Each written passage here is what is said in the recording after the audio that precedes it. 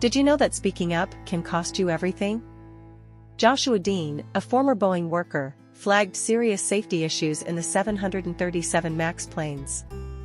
2 weeks ago, he suddenly fell ill and has now tragically passed away. What does it take for one to stand against giants for the truth? Could you be at risk for simply doing the right thing at your workplace? Today, the keyword Boeing whistleblower dead has surged to the top of the US trending list.